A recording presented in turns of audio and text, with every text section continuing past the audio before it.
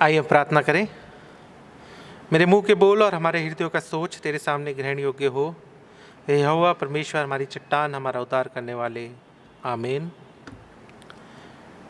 जैसा कि आज हमने अपनी थीम में भी देखा कि आज हम याकूब जो यूहन्ना का भाई था उनके धन्यवादी का दिन मना रहे हैं। याकूब जो यीशु मसीह के हम कह सकते हैं जो शुरुआती जो चेले थे जिनको यीशु मसीह ने बुलवाया था, उनमें से याकूब और उसका भाई दोनों थे। दोनों अपने काम काज से, अपने जो काम करते थे उसके द्वारा वो एक मछुआरे थे और जो अपना जीवन थे वो मछली पकड़कर वो अपना जीवन यापन करते थे। और वो अपने पिता के साथ, जो उनका पिता जब्दी था, उनके साथ मिलकर वो मछलियाँ पकड़ा करते थे। और वो यीशु मसीह के, जब यीशु मसीह ने उन्हें पुकारा और यीशु मसीह ने उन्हें बुलाया तो वो अपना सब कुछ छोड़कर उसी समय यीशु मसीह के पीछे हो लिए। अगर हम पढ़े मरकुस उसका पहला बाप उसकी 19वें आयत में वहाँ लिखा है, कुछ आगे बढ़कर उसने जब्दी के पुत्र याकूब और उसके भाई यूहन्ना को नाव पर जालों को सुधारते देखा। उसने तुरंत उन्हें बुलाया और वे अपने पिता जब्दी को मजदूरों के साथ नाव पर छोड़कर उसके पीछे हो लिए। तो यीशु मसीह की एक बुलाहट पे, एक आवाज़ पर वो दोनों भाई यीशु मसीह के पीछे हो लिए। उन्होंने अपने पिता को अपने उसके मज़दूरों के साथ नाव पर छोड़ दिया। और वो जब यीशु मसीह के जो मैंने जैसे पहले कहा कि शुरुआती जो उनका ग्रुप था, जो उसके इनके चेलों का, उनमें से थे दोनों भाई। और वो यीशु मसीह के साथ हम कह सकते हैं कि उन्होंने ज़्यादा समय बिताया। यीशु मसीह के साथ वो जगह जगह गए, घूमे, जहाँ जहाँ यीशु मसीह जाते थे वो उनके साथ रहते थे। चाहे वो आराधनालय हो, चाहे वो किसी भी जगह पे जाना हो, वो यीशु मसीह के साथ रहते थे। वो उसकी हर एक चंगाई में, हर एक अशारे कर्म में उसके साथ थे। और यीशु मसीह ने उनको जो नाम भी दिया था, वो नाम दिया था कि सन ऑफ थंडर, अगर हम इंग्लिश में देखें, या गर्जन के पुत्र, जो यीशु मसीह ने उनको नाम भी दिया। और उसके बाद याकूब जो था वो जो हम दोनों भाइयों को इस वजह से नाम दिया था कि वो बहुत जोशीले थे और जोश में उनका जो काम करते थे। यही वजह था, जब हम लूका के सुसमाचार में देखें तो वहाँ हमें पता लगता है कि उन्होंने यीशु मसीह से कहा कि जब ये एक समारिया गांव ने उन यीशु मसीह को अपने यहाँ वेलकम करने से मना कर दिया, तो उन्होंने यीशु मसीह से कहा कि वो उनको आज्ञा दे और वो आग उनके ऊपर बरसा दे। तो यहाँ तक वो जोशीले थे और काम करना चाहते थे। फिर हम उनकी जो एक और जो उनकी कहानी जो हम देखते हैं, या जो उनकी एक घटना है, जब वो मार्क के गॉस्पेल में जब वो यीशु मसीह के पास आकर उसके दाएं और बाएं बैठने के लिए उन्होंने यीशु मसीह से कहा कि जब वो अपने राज्य में आए, तो जो और फिर हम देखते हैं कि जो ये तीन जो यीशु मसीह के सबसे करीबी शिष्य थे, सबसे प्रिय शिष्य थे, उसमें याकूब भी था अपने भाई यूहन्ना के साथ और पतरस के साथ। और जो हम कह सकते हैं यीशु मसीह के जीवन की अभिन्न घटनाएं थी, उनमें ज़्यादातर ये तीनों यीशु मसीह के साथ रहते थे। फिर ये वो चाहे वो जो जायरस की बेटी को चंगाई देना हो, या यीशु मसीह का रूपांतरण हो, या जब यीशु मसीह अपने अंतिम समय जब गत्सेमनी बाग में दुआ कर रहे थे अपने क्रूसीफिक्शन से पहले, उस समय भी ये लोग यीशु मसीह के करीब थे, यीशु मसीह के ऑलमोस्ट साथ में थे। तो ये जो याकूब था और पीटर और यूहन्ना के साथ, पतरस और यूहन्ना के साथ, वो यीशु मसीह के करीबियों में से था। फिर हम देखते हैं कि जब यीशु मसीह, जब उनका स्वर्गारोहण हो गया और उसके पेंतिकुस्त के बाद जो याकूब था उसने जाकर समरिया और जुदिया में जाकर उसने उसके सुसमाचार का प्रचार किया और ये सुसमाचार पहुँचाया और उस शुरुआती जो कलीसिया थी उसकी स्थापना की।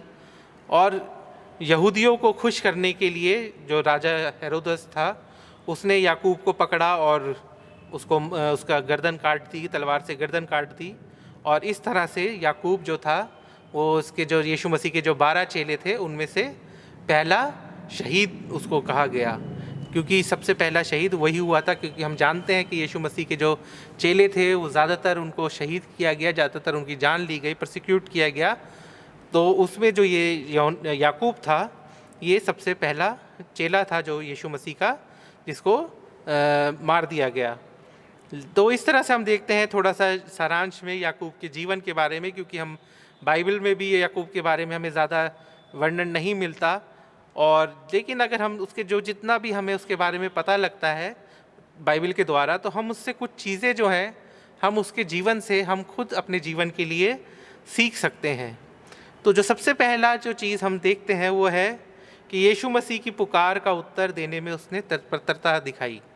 जैसा कि अभी मैंने बताया कि वो अपने नाव पे था, अपने जालों को ठीक कर रहा था अपने पिता के साथ और अपने भाई के साथ, लेकिन जब यीशु मसीह ने उनको बुलाया तो वो तुरंत, वहाँ पे लिखा है जब कुछ आगे बढ़कर उसने जब्दी के पुत्र याकूब और उसके भाई यूहन्ना को देखा, नाव पर जालों को सुधारते देखा, उसने तुरंत उन्हें बुलाया और फिर अपने पिता और जब्दी और मज़दूरों को उसके साथ नाव में छोड़कर उसके पीछे हो लिए। तो यहाँ पे हम देखते हैं कि उन्होंने, इस बात का भी जिक्र नहीं है कि उन्होंने अपने पिता से आज्ञा ली या उन्होंने कुछ समय सोचा हो कि अगर हम जाते हैं तो हमें हमारे, जैसे अब उन्होंने पिता को छोड़ दिया, इसका मतलब उन्होंने अपने पूरे परिवार को छोड़ दिया। जो काम कर रहे थे वो उन्होंने, जो उनका जो हम कहते हैं जो उनका काम था, जो उनकी व्यवसाय था, उसको वो एकदम छोड़ दिया। और भी चीज़ें जो उनका अपना जीवन था, जो जीवन की आगे की फ्यूचर की योजनाएं थी, वो सब कुछ त्याग कर वो एकदम से यीशु मसीह के पीछे हो लिए। उन्होंने कुछ इस बारे में नहीं सोचा और कुछ उन्होंने ये ध्यान नहीं दिया कि आगे जाकर क्या होगा, या हम यीशु मसीह के पीछे जा रहे हैं सब कुछ छोड़कर। तो ये सब चीज़ों में उन्होंने कोई ध्यान नहीं दिया और हम देखते हैं वे तुरंत नाव और अपने पिता को छोड़कर उसके पीछे हो लिए, तो एकदम तुरंत, बगैर किसी सोच के। तो इसी तरह से जब वो दोनों भाई अपने पिता को छोड़कर यीशु मसीह के पीछे चले गए, तो याकूब हमें बताता है कि अगर ये परमेश्वर हमें बुलाता है तो उसका कोई ऐसा समय नहीं है कि कोई हम सोचे कि अभी समय होगा जब परमेश्वर बुलाएगा, या परमेश्वर हमें बुला रहा है तो हम ये सोचें कि अभी मेरा समय नहीं हुआ और मैं बाद में इसके बारे में सोचूंगा। तो हम इससे ये सीखते हैं कि जब परमेश्वर बुलाए तो हमें उसके लिए, बुलाहट के लिए उसकी हमें तैयार रहना है और तुरंत उसके पीछे हमें चल देना है, तुरंत उसके अपना जीवन उसको समर्पित कर देना है, क्योंकि परमेश्वर हमसे यही चाहता है। और परमेश्वर ये चाहता है कि हम उसके काम करें, क्योंकि उसने हमें इस धरती पर इसीलिए भेजा है। हम उसके लोग हैं, हमें उसने चुना है, तो हमें उसके काम भी करने हैं। उसने अपने किसी योजना के साथ हमें इस धरती पर भेजा, और जब हमें वो अपनी योजना करने के लिए बुलाता है तो हमें उसके बिना सोचे समझे उसके पीछे हमें अपने जीवन को दे देना है। फिर जो दूसरी चीज़ हम देखते हैं उसके जीवन से, कि वो सब कुछ छोड़ने के लिए तैयार था। वो अपने जीवन में जैसे सब कुछ छोड़कर वो तुरंत यीशु मसीह के पीछे आ गया। सब कुछ में हम देखते हैं कि परिवार छोड़ दिया, नौकरी छोड़ दी, जो काम करता था वो छोड़ दिया, और अपने दोस्त छोड़ दिए, अपने जीवन की योजनाएं जो भी थी वो सब छोड़कर वो यीशु मसीह के एकदम उसकी बुलाहट पे उसके पीछे वो चल गया। तो यहाँ पे हम देखते हैं कि इसका मतलब ये नहीं कि अगर हमारे को बुलाहट आए तो हम भी अपने परिवार को छोड़कर, अपनी नौकरी छोड़कर उसके पीछे चल ले। यहाँ पे जो स्थिति थी वो एक अलग स्थिति थी। यहाँ पे जो यीशु मसीह थे वो अपना जो उनका जो मिनिस्ट्री थी, जो उनका जो काम जिससे के लिए वो धरती पर आए थे, और जो आगे उनको काम करना था या उनको करवाना था, उसके लिए उसको लोगों को चुनना था। इसलिए उन्होंने याकूब को और जब बाकी चेलों को चुना तो वो अपना काम, अपनी फैमिली छोड़कर पूरे समय के लिए उसके शिष्य बन गए, क्योंकि यीशु मसीह उनको अपने साथ रखना चाहता था। उसे पता था मैं ज़्यादा दिन धरती पर नहीं हूँ, इसलिए वो अपने चेलों को अपने साथ रखता था ताकि वो ज़्यादा से ज़्यादा उससे सीख सकें, ज़्यादा से ज़्यादा वो उनको बता सके कि उसके जाने के बाद उन लोगों को क्या करना है और उनको उसके लिए वो तैयार कर सके। तो इसलिए वो उसके जो था वो ये सब कुछ छोड़कर वो उसके पीछे चल दिया। लेकिन हमारे को भी जब परमेश्वर की बुलाहट आती है तो हमें भी परमेश्वर को प्राथमिकता देनी है, हमें भी परमेश्वर को की आज्ञा माननी चाहिए। क्योंकि अगर हम प्रेरितों के काम 5:29 में देखें तो वहाँ लिखा है, तब पतरस और प्रेरितों ने उत्तर दिया कि मनुष्य की आज्ञा से बढ़कर परमेश्वर की आज्ञा का पालन करना ही कर्तव्य कर्म है। तो परमेश्वर हमें जो आज्ञा देता है या परमेश्वर जो हमें करने के लिए कहता है वो हमारे लिए प्राथमिकता होनी चाहिए, उसके अनुसार हमारा जीवन होना चाहिए। जैसा परमेश्वर चाहता है, हमें जो काम करवाना चाहता है वो काम करने के लिए हमें हमेशा तैयार रहना चाहिए, क्योंकि परमेश्वर कि जो कि हमारे को जिसने हमें बनाया है, ये जो हमारे को इसने धरती पर भेजा है। और अगर हम मत्ती 19:29 में पढ़े तो वहाँ लिखा है, और जिस किसी ने घरों या भाइयों या बहनों या पिता या माता या लड़का बालों या खेतों को मेरे नाम के लिए छोड़ दिया है, उसको 100 गुना मिलेगा और वह अनंत जीवन का अधिकारी होगा। तो यहाँ पे छोड़ दिया क्या मतलब है कि उनको उनसे ज़्यादा परमेश्वर को प्राथमिकता देनी है, परमेश्वर के उस बारे में ज़्यादा हमें ध्यान देना है, परमेश्वर के कामों को ज़्यादा देखना है, अपने आप को परमेश्वर के लिए हमें तैयार करना है ताकि परमेश्वर हमारे जीवन का इस्तेमाल कर सके, हम दूसरों के लिए नमूना बन सके। तो वो उस तरह से हमें अपने जीवन को और परमेश्वर की बुलाहट को रिस्पॉन्ड करना चाहिए। फिर हमें देखते हैं कि तीसरी चीज़ जो हम देखते हैं कि अधिक जोश भी कई बार हानिकारक हो सकता है। जिस तरह से याकूब में जो और उसके भाई को जिस तरह से यीशु मसीह ने नाम दिया था कि यूहन्ना का नाम उसने जो दिया था कि बोअनर्गिस यानी कि गर्जन के पुत्र, यानी कि उनमें बहुत ज़्यादा ज़ील थी, बहुत ज़्यादा वो जोशीले थे और हर समय वो काम करने के लिए तैयार रहते थे, और अगर काम में रुकावट आए तो उसको दूर करने के लिए भी वो तैयार रहते थे। जैसे कि मैंने बताया कि लूका 9:53 में हम पढ़ते हैं कि परंतु उन लोगों ने उसे उतरना ना दिया क्योंकि वह यरूशलेम जा रहा था। ये देखकर उसके चेले याकूब और यूहन्ना ने कहा, प्रभु क्या तू चाहता है कि हम आज्ञा दें कि आकाश से आग गिरकर उन्हें भस्म कर दे? तो वो इतने जोशीले थे, उन्होंने देखा कि यहाँ पे यीशु मसीह को वो एंटर नहीं करने दे रहे हैं, और वो उनको लगा कि ये इसमें यीशु मसीह की इंसल्ट है शायद, इसलिए वो उनको झील थी और जोश था कि उन्होंने यहाँ तक कहा कि हम आग गिराकर इनको भस्म कर दें।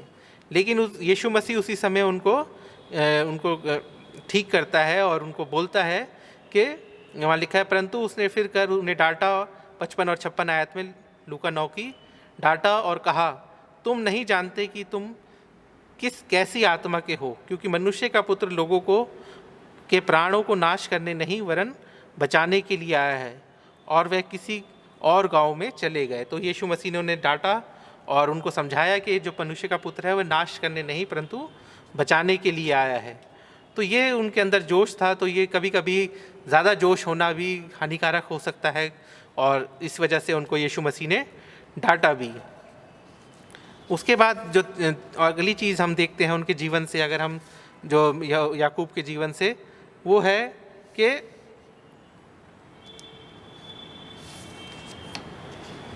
उसने जो सेवा करी, उसकी सेवा करने से हमें महानता मिलती है, या हम अपने जीवन को सफल बनाने कह सकते हैं कि हमारा जीवन सफल हो गया। क्योंकि जब यूहन्ना यीशु मसीह के पीछे आया और उसने यीशु मसीह के पीछे चला और यीशु मसीह की नज़दीकी आई, तो वो जो यीशु मसीह जैसा उसको तैयार करना चाहते थे वो उसको तैयार करना शुरू किया। लेकिन जब वो यीशु मसीह उसको तैयार कर रहे थे और यीशु मसीह के नज़दीक आ गया, तो उसको ये लगा कि उसके भाई और उसको यूहन्ना को कि हम यीशु मसीह के इतने करीब हैं, यीशु मसीह हमें हर जगह साथ रखते हैं, तो क्यों ना जब यीशु मसीह अपने राज्य में आए तो हम वो पोजीशन ले, वो स्थान ले जो सबसे प्रमुख हो। यानी कि एक ने उसके बाएं बैठने का और दूसरे ने उसके दाएं बैठने का अधिकार मांगा। तो जो आज की हमारी गॉस्पेल रीडिंग में भी हमने देखा कि उन्होंने इस अधिकार की मांगा कि हमें यहाँ बैठने के लिए हमें अधिकार दे। और अगर हम मत्ती में देखें तो वहाँ पे वो उनकी माता आकर यीशु मसीह से ये रिक्वेस्ट करती है। तो जब हम उसमें देखते हैं कि यीशु मसीह ने जब उनकी बात सुनी, तो यीशु मसीह ने उसने उनसे कहा, तुम मेरा कटोरा तो पियोगे, पर मेरे दाहिने बाएं किसी को बिठाना मेरा काम नहीं, पर जिनके लिए मेरे पिता की ओर से तैयार किया गया है उन्हीं के लिए है। तो यीशु मसीह ने उनसे साफ कह दिया कि ये मेरा काम नहीं है कि कौन मेरे दाएं बाएं बैठेगा, वो पिता के अधिकार है, पिता उनको चुनेगा और पिता का अधिकार है, वो मेरा अधिकार नहीं है। लेकिन यहाँ पे जब यीशु मसीह ने उनको ये बात बोली और उन्होंने कहा कि हम इस बात के लिए तैयार हैं कि जो प्याला तू पिएगा वो पीने के लिए हम तैयार हैं, तो वो इस बात को कह तो दिया उन्होंने, लेकिन उस समय वो इस बात को नहीं समझे थे। लेकिन जब आगे जाकर जब उन्होंने अपना बलिदान दिया, खासतौर पर याकूब ने, तो उसने उस बात को पूरा किया जो यीशु मसीह के सामने उसने उस बात का वादा किया था कि हम भी उस कटोरे को पिएंगे और उस बपतिस्मा को लेंगे जो तू लेने को है। तो वो उस चीज़ को उन्होंने उसको उन्होंने स्वीकार किया और उसको पूरा किया। और उसी कारण हम देखते हैं कि आज हम याकूब को याद करते हैं, यूहन्ना को याद करते हैं और यीशु मसीह के 12 चेलों में उनको गिना जाता है और उनको प्रेरित कहा जाता है। और फिर यीशु मसीह, तो ये अधिकार हमें जो यीशु मसीह के नज़दीकी में जाकर हमें जो हमें मान्यता मिलती है या हम जो उसका काम करते हैं, हमें जो उसका फल मिलता है वो अमूल्य है और उसका कोई मोल नहीं है जो यीशु मसीह के पीछे चलने से हमें मिलता है। तो जब हम देखते हैं कि याकूब जो था वो एक जोशीला व्यक्ति था और यीशु मसीह की बुलाहट पर वो तुरंत उसके पीछे चला गया और उसने यीशु मसीह के लिए अपने सब कुछ छोड़ दिया और अपना जो जीवन था वो यीशु मसीह के लायक बनाया। और उसके अंदर इतनी बोल्डनेस थी कि वो अपने यीशु मसीह के सामने उसने अपनी इस चीज़ को भी रखा कि हमें अधिकार दे। लेकिन हम ये देखते हैं कि उसके जीवन में नर्मता भी थी, उसके जीवन में ये भी विश्वास था कि जब वो यीशु मसीह के पीछे चल रहा है और अपनी जान देगा तो वो यीशु मसीह के राज्य में उसको अधिकार मिलेगा। तो ये चीज़ हमारे अंदर भी होनी चाहिए। हमें भी अपने आप को परमेश्वर के लिए तैयार करना चाहिए, हमें भी अपने आप को परमेश्वर के सेवा के लिए तैयार करना चाहिए। हमें भी परमेश्वर की जो इच्छा है हमारे जीवन को लेकर उसको हमें पूरा करने के लिए हमें अपने आप को तैयार करना है। क्योंकि हम देखते हैं कि जब कई बार ऐसा होता है कि जब हम अपने मसीह लोगों में देखते हैं या हम अपने आप को देखते हैं तो हमें पोजीशन चाहिए होती है, हमें जगह चाहिए होती है, हमें अपनी कलीसिया में अधिकार चाहिए होते हैं। हम उसकी ज़्यादा हम फिक्र करते हैं कि हमारी कलीसिया में हमारी कोई पोजीशन हो, कलीसिया में हमें लोग जाने, हम किसी पोजीशन पे हों। लेकिन उनकी जो आशा रखते हैं वो उनके लिए हम कह सकते हैं कि वो अंदर से धार्मिकता में वो गरीब होते हैं, क्योंकि वो धार्मिकता के द्वारा नहीं सोचते हैं, वो दुनियावी तरीके से सोचते हैं, क्योंकि उन्हें चर्च में पोजीशन चाहिए होती है। और जब उनको कोई पोजीशन नहीं मिलती या उनके मन मुताबिक काम नहीं मिलता या मन मुताबिक लोगों के बीच में उनको रिकग्निशन नहीं मिलता तो वो चर्च में गड़बड़ी फैलाना शुरू कर देते हैं। वो सोचते हैं कि चर्च हमारे बगैर कैसे चल सकता है, या हम अगर हमारा हम चर्च में इम्पॉर्टेंट है तो हमारे बगैर तो कुछ काम होना नहीं चाहिए। तो ये सारी भावनाएं उनके अंदर आ जाती है। लेकिन परमेश्वर हमसे ये नहीं चाहता। वो ये चाहता है कि हम जिस तरह से एक सेवक जो यीशु मसीह ने उनको एग्जाम्पल दिया था कि जो सेवा करता है और जो सेवक का रूप धारण करेगा वही उसके राज्य में बड़ा होगा, और जो सेवक बनेगा वही उसी को परमेश्वर के राज्य में अधिकार मिलेगा। तो वो चीज़ परमेश्वर हमसे चाहता है और यीशु मसीह भी यही सिखाते हैं, क्योंकि हम 44वें आयत में पढ़ते हैं, और जो कोई तुम्हें प्रधान होना चाहे वह सबका दास बने, क्योंकि मनुष्य का पुत्र इसलिए नहीं आया कि वो सेवा टहल की जाए, पर इसलिए आया कि आप सेवा टहल करें और बहुतों की छुड़ौती के लिए अपने प्राण दे। तो यीशु मसीह ने अपना एग्जाम्पल दिया कि जब मैं नहीं चाहता कि कोई मेरी सेवा टहल करे तो तुम कैसे चाहते हो, या तुम कैसे अधिकार चाहते हो कि तुम प्रधान बनो। तो यही चीज़ आज हम लोगों के लिए भी है कि हम लोगों को भी एक दूसरे का ख्याल रखना है, एक दूसरे के प्रति संवेदन होना है, संवेदनशीलता रखनी है, एक दूसरे के प्रति अपने समर्पित करना है।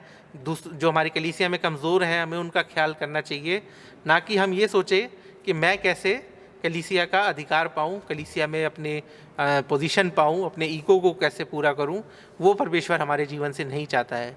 तो आज जब हम याकूब को याद करते हैं और उनके जीवन को देखते हैं तो वो हमारे लिए एक एग्जाम्पल सेट करते हैं कि हमें किस तरह से हमें अपने एक मसीह का जीवन होना चाहिए, किस तरह से हमें उसकी बुलाहट को रिस्पॉन्ड करना चाहिए, किस तरह से हमें उसके कामों को करना चाहिए। तो वो सब चीज़ें आज हम याकूब के इस दिन आज याकूब के द्वारा सीखते हैं। और परमेश्वर हमसे यही चाहता है कि हम भी अपने आप के तैयार करें, हमारे अंदर भी ज़ील हो, जोश हो, लेकिन जोश हो होश के साथ हो, कि हम परमेश्वर के काम को कर सकें, ज़्यादा से ज़्यादा लोगों को उसकी नज़दीकी में लेके आ सकें, और एक दूसरे का हम खास तौर पर ख्याल रखें, एक दूसरे के सेवक बने। तभी हम ये भी सोच सकते हैं कि हम कुछ पोजीशन हमें परमेश्वर की राज्य में हमें मिलेगी। आइए हम प्रार्थना करें। हे सर्वशक्तिमान दयालु परमेश्वर, धन्यवाद करते हैं आज के दिन के लिए, धन्यवाद करता हूँ आज के वचन के लिए। परमेश्वर, आज जो कुछ आप हमें सिखाना चाहते थे, विश्वास करता हूँ कि परमेश्वर आज हम सब ने वो सुना और सीखा। परमेश्वर, हम सबको अपनी अनुग्रह कीजिए, हम सबको अपना आशीष दीजिए परमेश्वर, ताकि हम आपके पीछे चलने वाले हो सके। आपकी तरफ अपने कान को लगाए रखें, आपकी बुलाहट पे हमेशा चलने के लिए तैयार रहें परमेश्वर, ताकि हमारा जीवन जो आपने जो दिया है परमेश्वर, और जो योजना से हमें यहाँ भेजा है, उसको हमारे जीवन के द्वारा पूरा किया जा सके परमेश्वर। हम सबको अपनी आशीष दीजिए, अपना अनुग्रह कीजिए, और हम सब में अपनी सामर्थ बनाए रखिए। प्रार्थना आपके प्यारे बेटे खुदा यीशु मसीह के नाम से मांगते हैं, आमीन।